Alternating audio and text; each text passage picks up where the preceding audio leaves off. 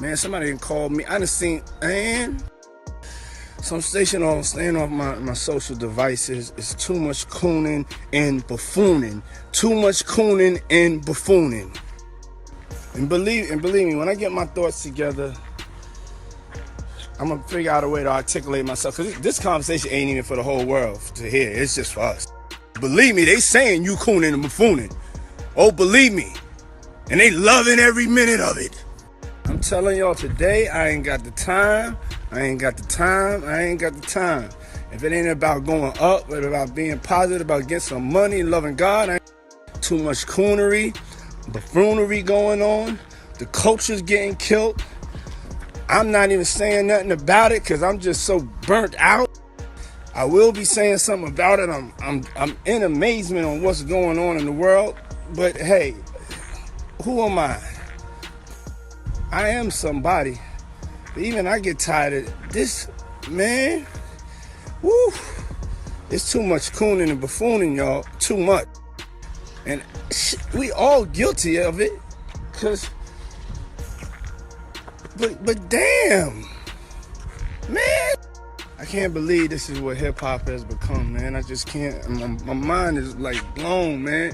So y'all need to watch some documentaries on hip-hop. People don't even know what hip-hop is. Netflix has this great documentary on hip-hop, the history of hip-hop. I know, I think Steve Stout did one. Fab Five. Just go to YouTube, man. Go to YouTube, man. And I'm not one to cast no stone, but damn it, I know when to stop. So I just wish everybody luck and positive energy. I know this is going way over some people's heads. We're going to end it like this. Lord, please, Lord, just bless us to understand the power that we have as cultural leaders out here to send out these positive vibes and energy. Schwan Diddy comes a prominent figure in the music industry, has finally reacted to the persistent mockery from fellow rapper 50 Cent. Their feud, which has been simmering for years recently, came to a head, prompting Diddy to address 50 Cent's jabs publicly. This article delves into the history of their rivalry, the specifics of 50 Cent's mockery Diddy response, and the broader implications for both artists. The tension between Diddy and 50 Cent dates back to the early 2000s. Both men are towering figures in hip-hop, but their paths to success have been markedly different. Diddy, originally known as Puff Daddy, built his empire through Bad Boy Records, nurturing talents like the Notorious B.I.G. and Mace. 50 Cent, on the other hand, burst onto the scene with a gritty, street-oriented image, bolstered by hits like In Da Club and his association with Dr. Dre and Eminem. What kind of fuck shit is this?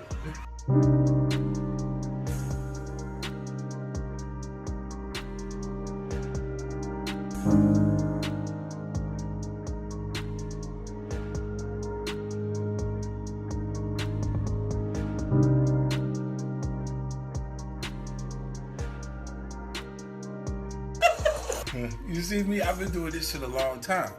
So I get what I want, when I want it, how I want it. Cause I be feeling like this too sometimes when I ride for too long.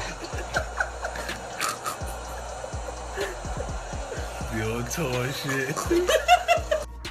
We got motherfucking Ciroc. Damn, we got all this liquor, and y'all want Diddy to come to my room. He ain't even brought no Ciroc. I don't want that old ass nigga around me. He an old ass bitch.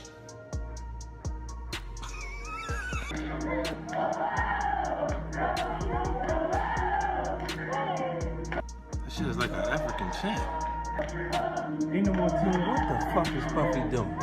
I'm gonna have a drink to forget about this shit.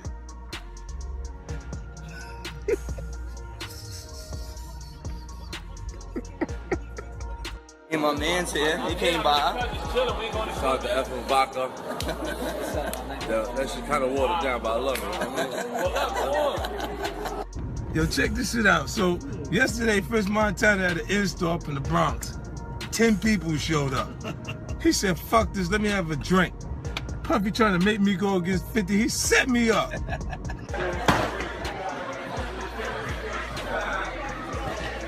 That's how I feel about your bullshit. What the fuck is this? Yo, I just seen a clip of French Montana throwing bottles of effing in the garbage. You know, Puffy called him like, you said you fucking like this shit. You fucking bitch, you want your record out, don't you? You fucking dummy. You fucking playing. They fucking putting us out of business, you fucking asshole. You better do something. Over the years, their rivalry has been marked by sporadic jobs and public spats. 50 Cent, known for his combative and often provocative social media presence, has frequently taken aim at Diddy, criticizing everything from his music to his business ventures. 50 Cent's mockery of Diddy has been relentless and multifaceted. He has accused Diddy of being out of touch with the current state of hip-hop, mocked his business acumen, and again made insinuations about Diddy's personal life.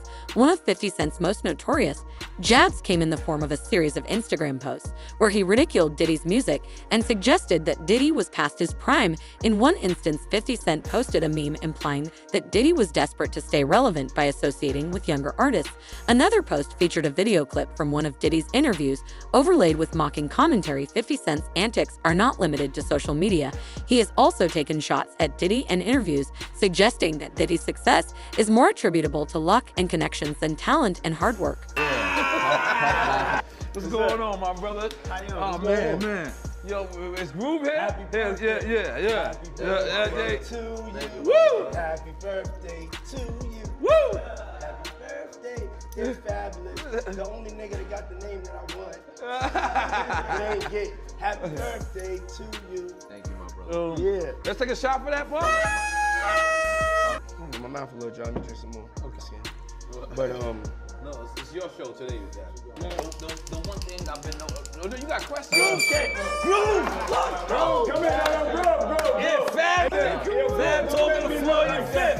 Hey yo, Rastafari. Hey yo, Fab walked in. don't do that. Yeah, that's what I said. That's why I said let me pick it We up. was talking about That's why I said I gotta pick it up from right there. This why I gotta pick it up from right there. Look at this nigga. This is Fab big Groove. Go ahead. No, Groove. Killing him. Look. Come tell the story. Groove, we intoxicated. Listen. Oh, Groove, you you helping me build that beautiful, nice guy, Rastafari brand of yours, huh? I come see you, in, man. I'm walking in at that hallway right there. Bag at? Mr. Lee, Yeah, I love this drink. Where you put my bag I like at? when you like this, Daddy. Yeah, where you put my bag Daddy, at, I like Mr. when Lee? you It's scrambling right here, and it's right scraping for here. shit. No, I got I notes like and that. shit. You know, I've been practicing. I got Yeah, notes there you and go. shit. Got your notes. Okay, yeah, I'm not gonna go with that one. Make a That wish. one. Just blow it out. It's your birthday every day. Every day's a birthday on Drink Champs, goddammit. I'm in. Okay. No, we ain't fuck with that. I got notes now. I'm trying to get my life together. I want to taste the vegan Yo, cake. Fendi, what's going on? You know what I'm saying? Like, Diddy remained silent in the face of 50 Cent's mockery. This silence led to speculation about whether Diddy was ignoring the jabs out of disdain or if he was simply choosing to take the high road. Many industry insiders believe that Diddy's silence was a strategic move designed to avoid giving 50 Cent the satisfaction of a response and to maintain his image as an elder statesman of hip-hop. However, Diddy has finally broken his silence. In a recent interview, Diddy addressed 50 Cent's mockery head-on. He acknowledged the ongoing feud and made it clear that he has been aware of 50 Cent's comments for years.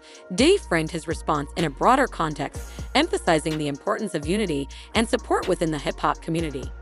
Vibe, like just see where I look miss back on me? where I became. Did you miss me though? For real, because I'm saying it seems like a thing I with miss this partying birthday with party. Puff, man. I Man, miss but I'm partying talking about with- for your birthday. Huh? Why won't you party with me for your birthday, man? Come on. No, this me and you. All right, I need a shot. Yeah, I got you a Okay. shot, This bro. mine? Okay. Yeah, I just had I'm to in. take it's I'm all in. together, me I'm and you. in. I'm Eyes, in. eyes, Eye to eye, baby. eyes, Let's do it. eyes, Spilling it eyes, all over. eyes. It's going down. That's that French vanilla? Yeah. I was not there. They so glad of me being there. Hey yo, so Ray J came with me. Discover. I was doing something presently at the moment. Okay. And I need to break out. Okay.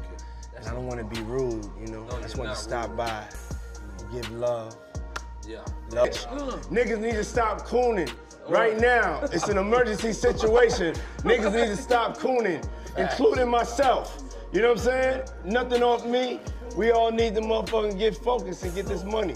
Did he begin by stating that he has no personal animosity towards 50 Cent? He described 50 Cent as a talented artist who has made significant contributions to hip-hop. However, Diddy also made it clear that he views 50 Cent's behavior as counterproductive and damaging to the culture. He criticized 50 Cent's penchant for public feuds and drama, suggesting that it detracts from the positive impact that artists can have when they work together and uplift each other. Diddy stressed the importance of unity within the hip-hop community. He argued that artists should focus on collaboration and mutual support rather than engaging in public feuds. Diddy pointed out that the hip-hop community has the potential to affect significant social change and that internal conflicts only serve to undermine this potential. Man, listen to me, bro. I was having a conversation with somebody and they were saying the feds are so deep and involved in this that Diddy just might be called up on that Tupac shit once they go through the money trail. Once they go through the money trail and find out why certain people was given certain positions, that it may be a problem. Because they're gonna look at all that. Anything they can bring up, they're gonna bring it up. Wow, so you think it's possible that they might pit Pac murder on Diddy? Yeah. That's why that tape of Cassie was released. So anybody who was willing to try to help him, anybody was trying to say that he ain't capable of doing this and he ain't capable of doing that, they got it right there on videotape. But you being around at that time, right? Because you was working at Bad Boy at that time when, you know, the whole Pocket Big thing was going on. You personally, do you think they can get Diddy on Pac murder? Well, they always said something about $1 million check, and nobody knew where the $1 million came from. Puff may have said it in a couple of rap songs and things like that. But they would have to trace the check back to if that check Eric Von Zip had. And I'm not gonna say the person who they said they gave it to because I've said it before, and I told people who contacted me that I would bring old boy name up on there because of situations that he's having in the federal government right now. So if they trace it back to Eric Von Zip and say, why were you on, and he's dead now, but they have to explain why did he was able to get some publishing money or some kind of deal off the sale of Black Ground Records, and they put him as Tank manager or Tank something for Tank, this, that, and the third. Why did they do that?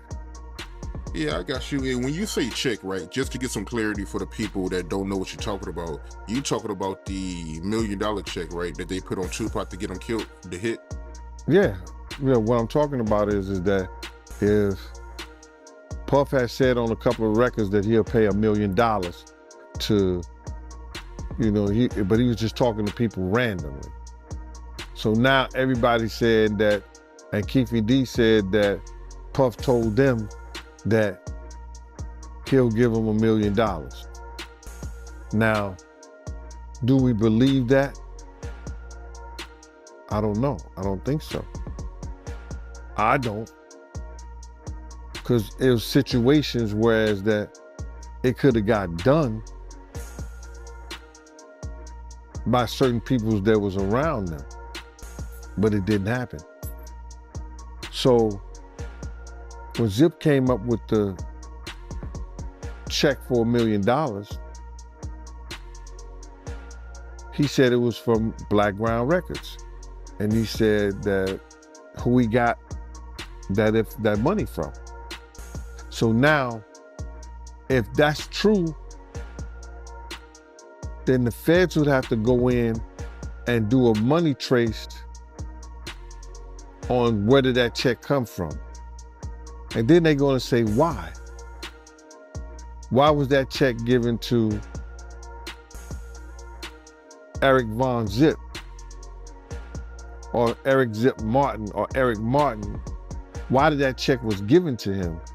And saying that he had something to do with Tank. And he sold the company, which wasn't all his company anyway, for $1 million. Diddy defended his legacy and contributions to hip-hop, asserting that his accomplishments speak for themselves. He highlighted his role in the careers of iconic artists, his business ventures, and his philanthropic efforts. Diddy argued that while it is natural for different generations to have different perspectives, respect for those who have paved the way is essential.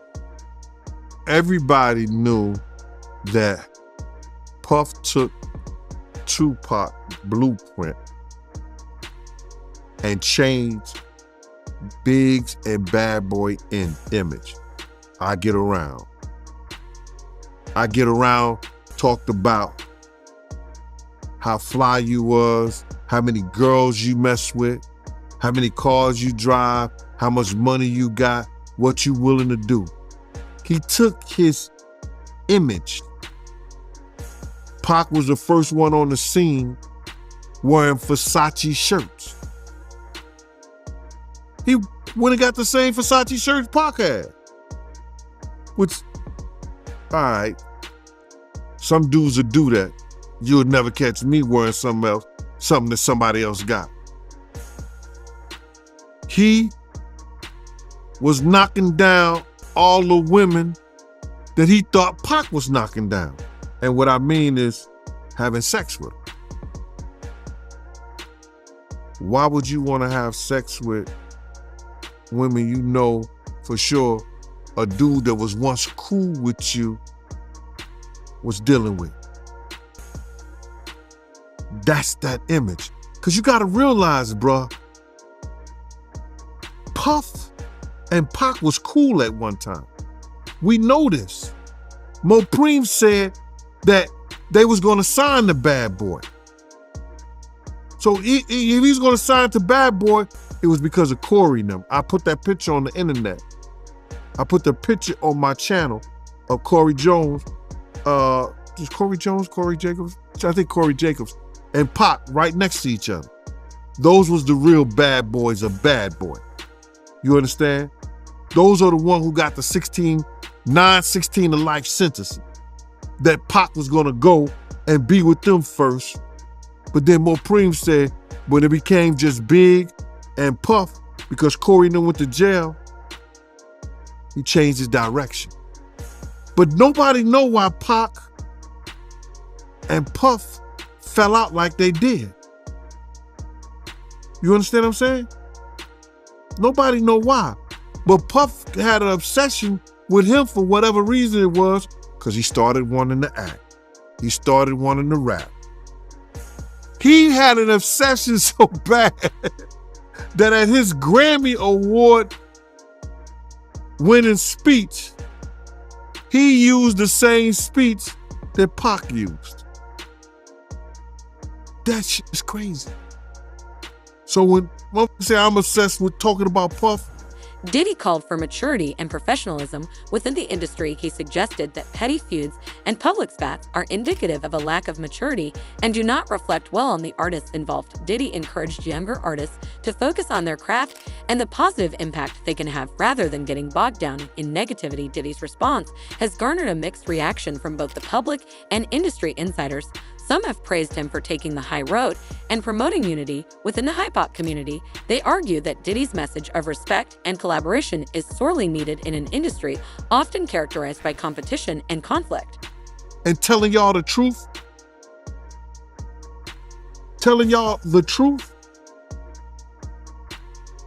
who's obsessed with who? Pac had Sarah before Puff. Allegedly, he had Sally before Puff. And Kim had an obsession or liked Pac so much, she on the red carpet with Tupac's shirt on.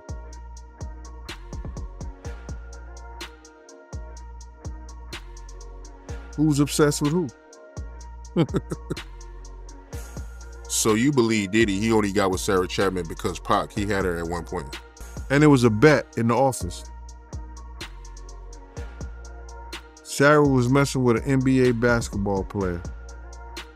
Puff bet all the niggas didn't believe that he could get it within 2 weeks. $100. So she actually was a $100 bet that he got. And who was the NBA player? I think it was Gary Payton, allegedly. That's what he said. Somebody said, she messed with Gary Payton? I bet you I get it. I bet you I have it within 2 weeks.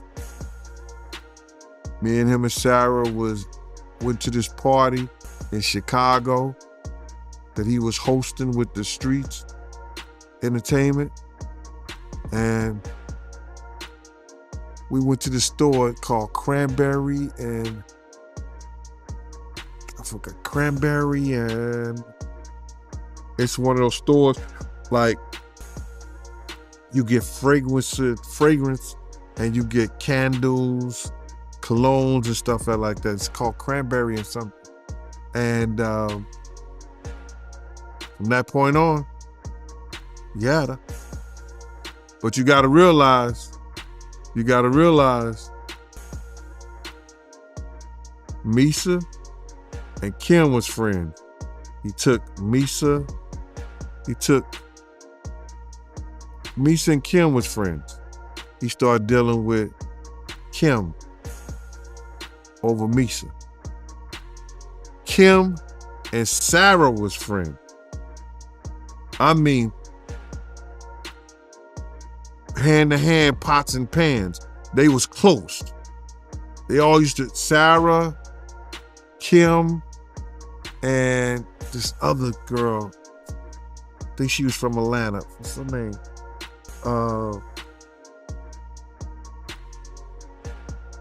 It missed me right now. But they all used to hang together. So then he went from Kim to Sarah.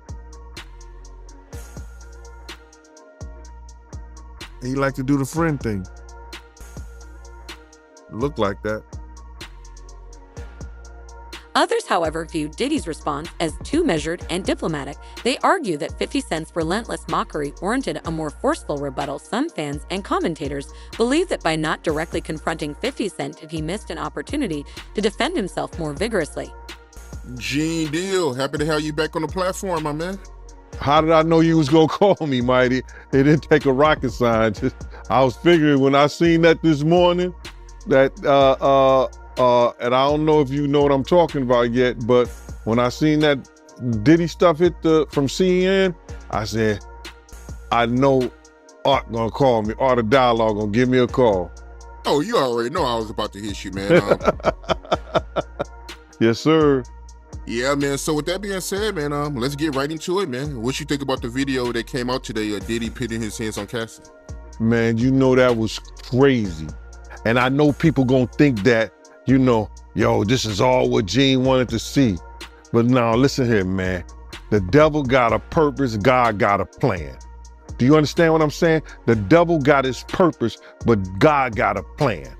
You understand? And it's all in God's plan, man. You understand? To let people see, because a lot of people wasn't believing that this stuff even existed, brother. A lot of people didn't even think that you know, Cassie was telling lies, Gene been telling lies, Lil Rob been telling lies, everybody lying on Diddy.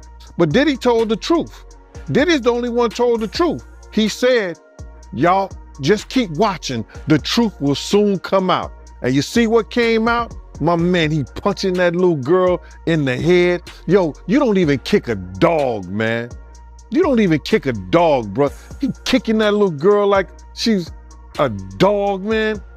It was crazy, man. Any man that has a sister, any man that has a friend that's a girl, any man that has a child, you understand, who saw that, if they wasn't appalled, if they wasn't like, yo, I want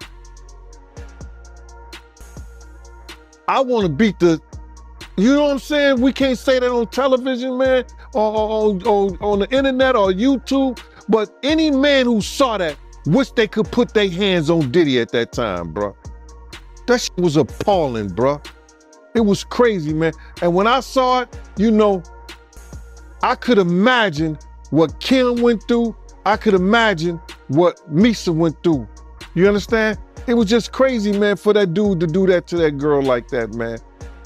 I can't believe what I seen, man. I still can't believe what I seen in that video, man. Like the way he was kicking her was like he was kicking a field goal, man. Bruh, when I saw him run down first of all, when I saw the white towel, I got flashbacks of him and Ja Rule running out the room.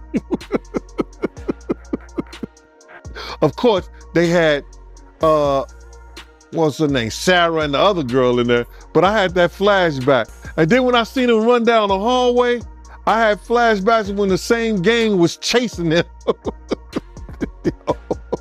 I was like, what the hell? And then when he put his hands on it, no jokes aside, because I know it's not no laughing matter, man. The just was appalling, brother. True to form, 50 Cent did not take long to respond to Diddy's statements in a series of social media posts. 50 Cent mocked Diddy's call for unity and respect, dismissing it as insincere. He reiterated his previous criticisms of Diddy, doubling down on his belief that Diddy is out of touch with the current state of hip-hop. 50 Cent also used the opportunity to promote his own projects, contrasting his hustle and success with what he perceived as Diddy's waning relevance. In typical 50 Cent fashion, his response was laced with humor and sarcasm, ensuring that the feud remains a hot topic among fans and commentators. The ongoing feud between Diddy and 50 Cent highlights several broader issues within the hip-hop community. It underscores the generational divide between older and younger artists, the role of social media in shaping public perceptions, and the impact of personal rivalries on the industry as a whole. I don't even know how they could even play that on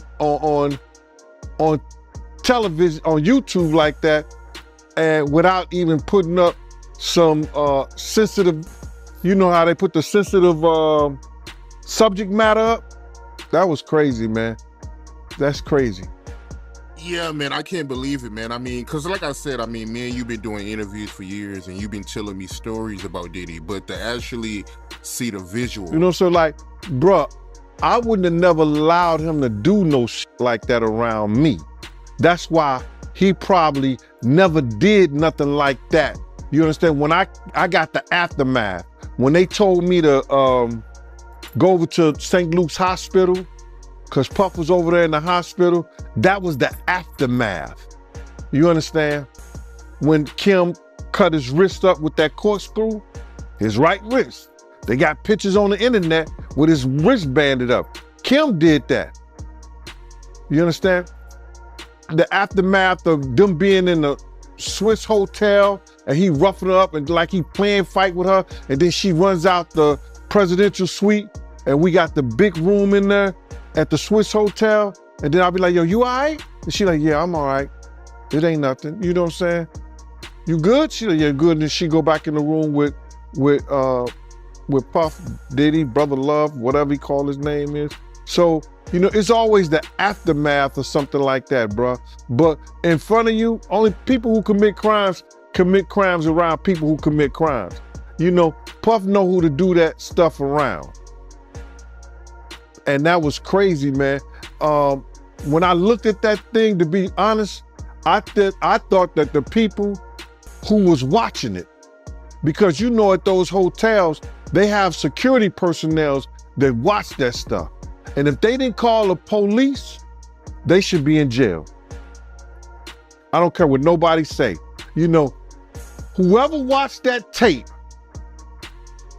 and didn't submit that to the authorities, they should be brought up on charges. Why do you think the video is barely coming out right now? Because you got a lot of people, you know, that's wondering why it took so long. First of all, they know that Puff probably paid the security personnel, like, because he knew it was on camera. When he made it to the hallway, when she made it to that phone, once that phone picked up, that's going straight to security. That's for emergency purposes only. So either the concierge or somebody that's handling emergency type situations when she picked up that phone. So now, Puff probably had somebody pay them off. 9 times out of 10, he had somebody pay them off, bruh. And then now Homeland Security is involved. I told you, everybody talking about, yo, they ain't got nothing on him. His dumb ass son come out, make this whole tape, you understand, about what they ain't got or what they, man, listen to me. Homeland Security looked at Cassie information. They interviewed her. Yo, when was the time he hit you? He hit you before? Yeah, we was at the hotel. He blacked my eye. They went through a whole lawsuit. Oh, he blacked my eye. We at the hotel. It was on this day, about this time. They said, okay, we gonna contact and see if the footage. The tension between Diddy and 50 Cent is partly reflective of a broader generational divide. Within hip-hop, older artists like Diddy, who came up in the often have different perspectives and priorities compared to newer artists. This divide can lead to misunderstandings and conflicts. As seen in the ongoing feud, social media has become a powerful tool for artists to engage with their fans and promote their work. However, it has also become a platform for public feuds and drama. The Diddy-50 Cent feud illustrates how social media can amplify conflicts and make them more visible to a global audience. Now, they got to keep that stuff in the archive. They have to have that security footage in the archive somewhere. So then what the Homeland Security say, yo, listen to me, on this day, this way, because just for accidents, like just say like you fell down the steps at the hotel. They got cameras in the hallway. They got cameras in the stairway. So they can see that. So now, you didn't fall down the steps, but you say you did at a certain time. They go through that whole footage. So they have to keep that in some kind of archive. Now, she told them what day and by what time it happened. They contact the security personnel and the people who have that stuff in archive and say, yo, listen to me. We're gonna subpoena that. We want that information. And they sent it to them. Because they don't want to lose their insurance. They don't want to lose their insurance. The things that they insure the hotel, you know, so they don't want to lose that stuff. So listen, what they do, they hand it over to them. There's going to be a lot of stuff handed over. Why do you think they got all the tax returns and everything on all 18 other companies that he was doing business with? I told y'all, the Southern District of New York, they not into losing nothing. A 98.2 percentage in conviction rates. They not losing nothing. Go ahead, man. I'm sorry about that. What was your reaction when you first seen that video, man? I was sick as a stomach, man. I was sick in the stomach, man, because you know, when you have daughters, you just hope somebody don't send you to jail like that. Because any real man know if somebody put their hands on their kids like that, you know, kicking them like a dog. My first reaction was, man, there's probably a lot of other women that had that same problem with old boy. Remember Gina that got on that show, Tasha K show? And she said that, yo, he kicked me. He was punching me in my head, on the side of my head. Do you imagine what she went through and she was pregnant, bruh? Come on, man. I had flashbacks of when they told me when he beat Misa so bad that he was kicking her, she had to go hide up under a car. It's crazy, bro. Personal rivalries can have a significant impact on the music industry. They can influence public perceptions of the artists involved, affect collaborations and business ventures, and shape the overall culture of the industry. The Diddy-50 Cent feud serves as a reminder of the need for professionalism and respect within hip-hop for aspiring artists. The feud between Diddy and 50 Cent offers several important lessons. It highlights the importance of maintaining professionalism, the potential pitfalls of public feuds, and the value of focusing on one's craft and legacy. Gene Deal, happy to have you right back on the platform, my man. Man, I got a residency, bro. I'm officially the #1 residency position on Art of Dialogue, man. This is my new employment. Hey, the people love you, man. I gotta keep bringing you back, man. Yeah, I don't know about that, man, but I appreciate you. You know what I mean? I really appreciate you on today, man. You know what today is, right? Yeah, Biggie birthday. It'd have been the notorious Biggie Smalls' 52nd birthday, bruh. Oh, man. It would have been his 52nd birthday. Could you imagine, man? The people he would have put on in Brooklyn, the people that he would have made great. Oh, go ahead, I'm with you, bruh. Yeah, man. Happy B-Day to Big, man. Happy B-Day to Big. Yes, sir. Yes, sir. So with that being said, man, let's get right into it, my man. What you think about the apology video by Diddy? What apology video? He didn't apologize, bruh. He did not apologize. You know, if he was gonna apologize, he should apologize to Miss Wallace. That should have been the first person that he should apologize. No. He should apologize to Misa. He should apologize to Kim. He should apologize to Miss Wallace. He should apologize to Wolf's mother, Miss Jones. That was not an apology, bruh. That was somebody saying, I'm upset, or I'm mad, or it's bad, or it's effed up that I got caught. That's what that was about, bruh.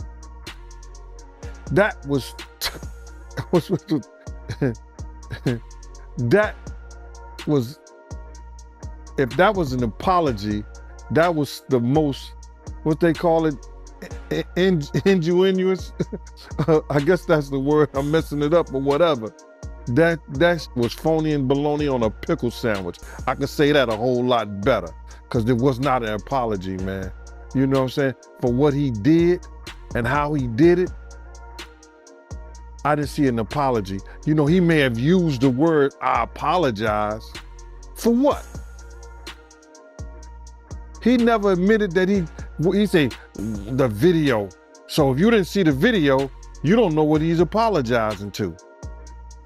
And I know it was shown to a lot of people. A lot of people cared not to look at it. Artists can learn from Diddy's emphasis on maturity and professionalism. Engaging in public feuds and drama can be detrimental to an artist's career and reputation. It is important to focus on the positive aspects of one's work and to strive for constructive interactions with peers. Both Diddy and 50 Cent have achieved significant success through their music and business ventures. Aspiring artists should take note of the importance of honing their craft and building a solid foundation for their career success in the industry requires talent, hard work, and a focus on creating meaningful work. They heard what it was about. You see, Common came on TMZ and he said, yo, listen to me. When I knew what it was about, I wasn't going to even look at it. I don't want that kind of spirit. I don't want that kind of energy. So a lot of people who know what it's about or heard what it's about didn't even look at it. He said, yo, he should have been asked, apologize for striking Cassie in her head. I apologize for throwing her to the ground and dragging her and treating her the way that I did.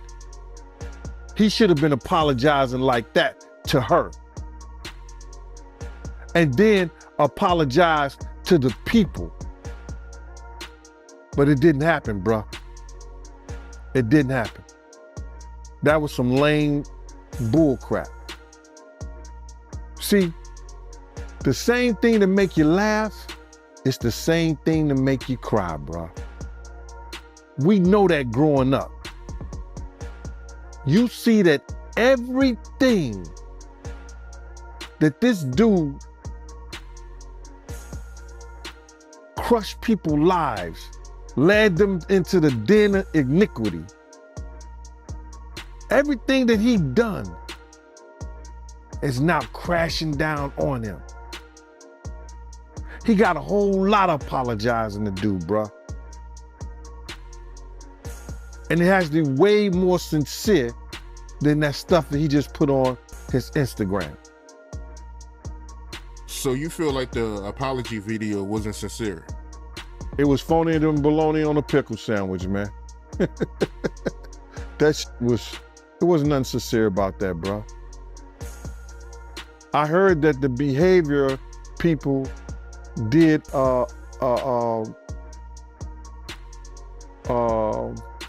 they looked at it and they did an analysis of it. And I believe they came out with the same thing, and they professionals. But anybody could have seen that was baloney. Yeah, you got a lot of people that feel like, you know, it wasn't a good idea for, you know, Diddy to make that video. He only made it because he got caught. You got to realize a month before that, he put out this statement. It wasn't even a month. He put out the statement. Everybody going to see. The truth is going to come out. These ain't nothing but lies on me. Come on, man.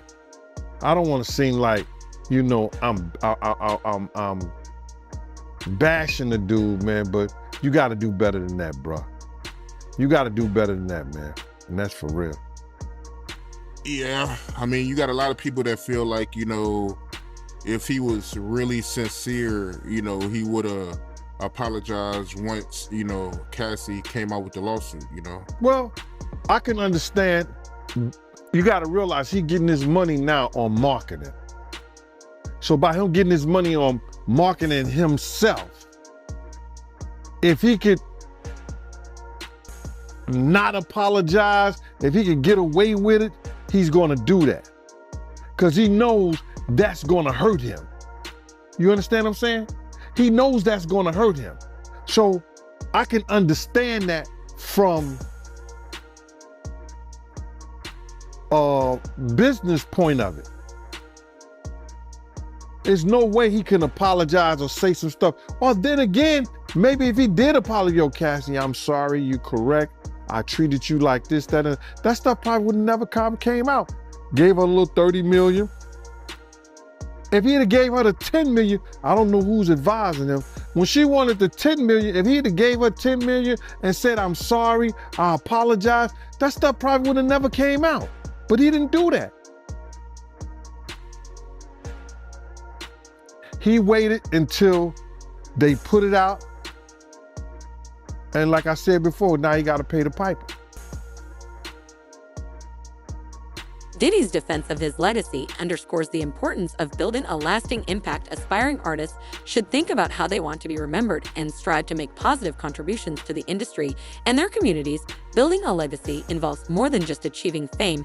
It requires a commitment to excellence and integrity. The long-standing feud between Diddy and 50 Cent reached a new level with Diddy's recent response to 50 Cent's mockery. By addressing the issue publicly, he emphasized the importance of unity, respect, and professionalism within the hip-hop community. All reactions to his statements have been mixed. The feud continues to be a topic of significant interest and discussion. Ultimately, the ongoing rivalry between these two hip-hop giants highlights broader issues within the industry, including generational divides and the influence of social media for aspiring artists. The feud offers important lessons on the value of professionalism, focusing on one's craft and building a lasting legacy. As the story continues to unfold, it will be interesting to see how both Diddy and 50 Cent navigate their differences and whether they can ultimately find common ground. Regardless of the outcome, their interactions will undoubtedly continue to shape the discourse within hip-hop.